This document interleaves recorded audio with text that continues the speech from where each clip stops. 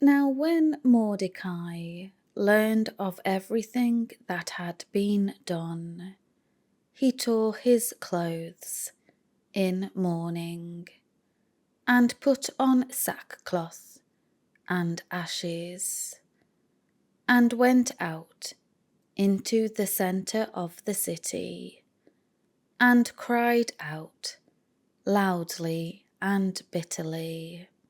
He went only as far as the king's gate, because no one was to enter the king's gate dressed in sackcloth.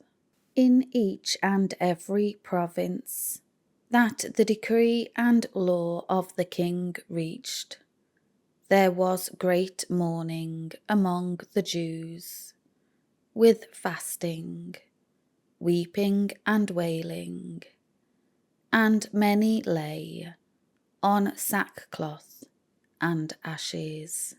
When Esther's maids and her eunuchs came and told her what had happened, the queen was seized by great fear.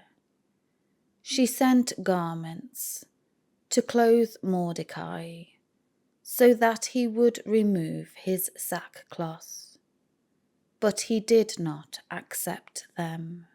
Then Esther summoned Hathach, one of the king's eunuchs, whom the king had appointed to attend her, and ordered him to go to Mordecai to find out what this issue was and why it had come about. So Hathach went out to Mordecai in the open square of the city, which was in front of the king's gate.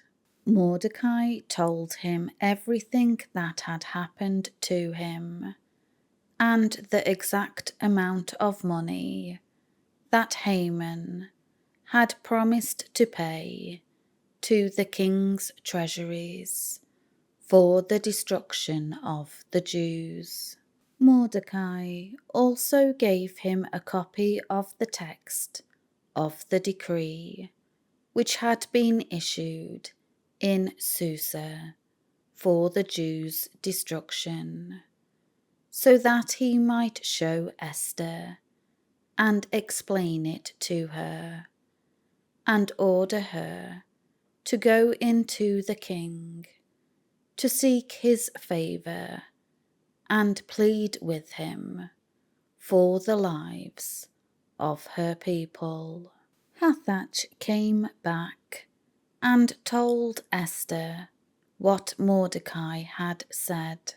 Then Esther spoke to Hathach and ordered him to reply to Mordecai, saying, "All the king's servants and the people of the king's provinces know that for any man or woman who comes to the king, to the inner court, without being summoned, he has but one law, that he is to be put to death, unless the king holds out to him the golden scepter, so that he may live.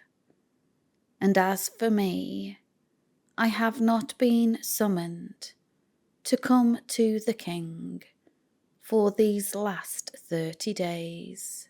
So they told Mordecai what Esther had said. Then Mordecai told them to reply to Esther, "Do not imagine that you in the king's palace can escape any more than all the Jews.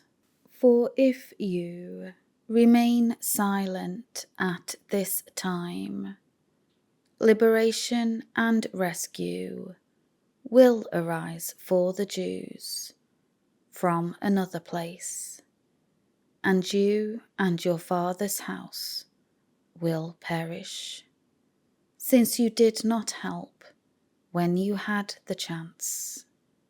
And who knows whether you have attained royalty for such a time as this, and for this very purpose. Then Esther told them to reply to Mordecai, "Go, gather all the Jews that are present in Susa, and observe a fast for me. Do not eat or drink for 3 days, night or day. I and my maids also will fast in the same way.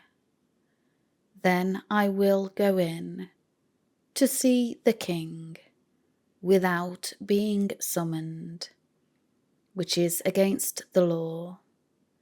And if I perish, I perish." So Mordecai went away and did exactly as Esther had commanded him.